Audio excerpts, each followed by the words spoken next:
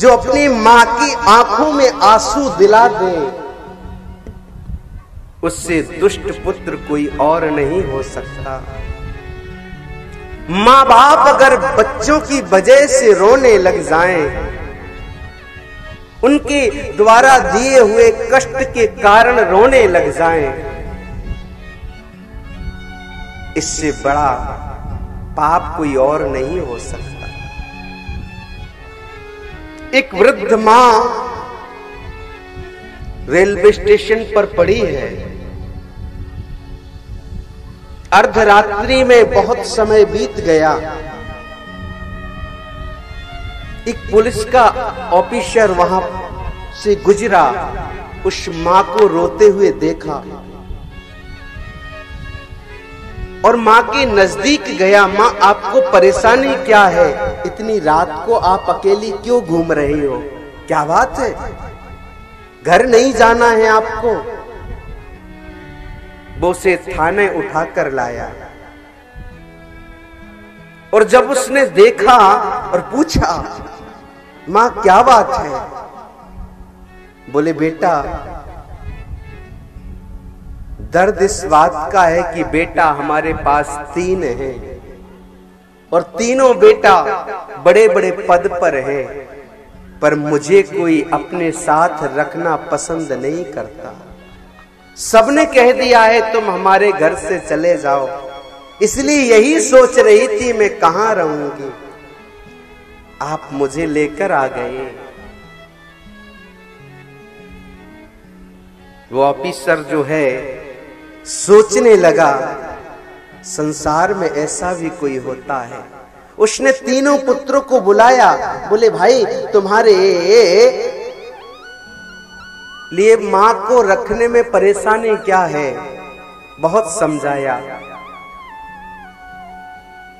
बच्चे समझ गए, मां को ले जाने के लिए तैयार हुए, लेकिन उस बूढ़ी मां ने जो कहा कि मैंने इसलिए इनके साथ जाने को तैयार हुई हूं कि मुझे लग रहा है कहीं आप मेरे बेटे को जेल के अंदर मत डाल देना।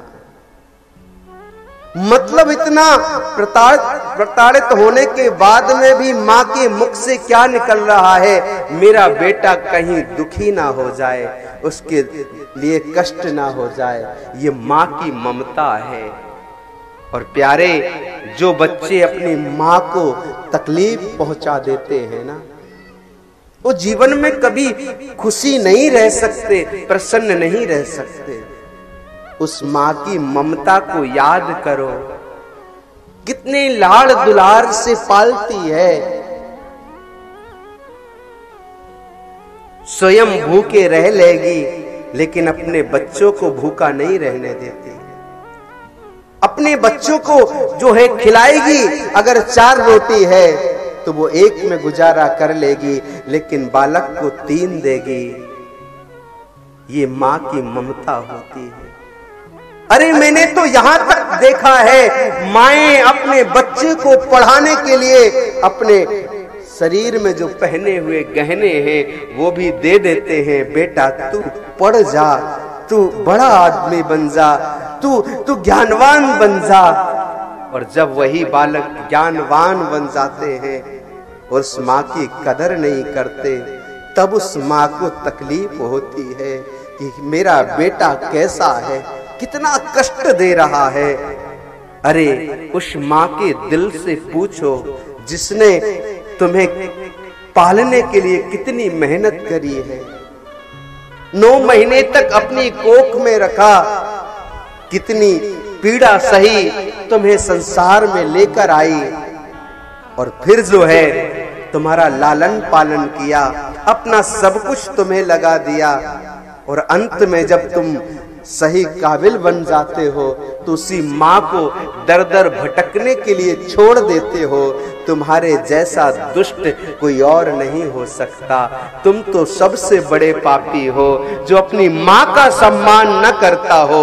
मैं तो कहता हूं ऐसे व्यक्ति के घर भोजन करने भी नहीं जाना चाहिए। जहां पर मां का जो है सम्मान ना हो, उस घर में जाने से कोई मतलब नहीं है। हो सकता है वो दूषित अन्न हमें भी परेशान कर दे।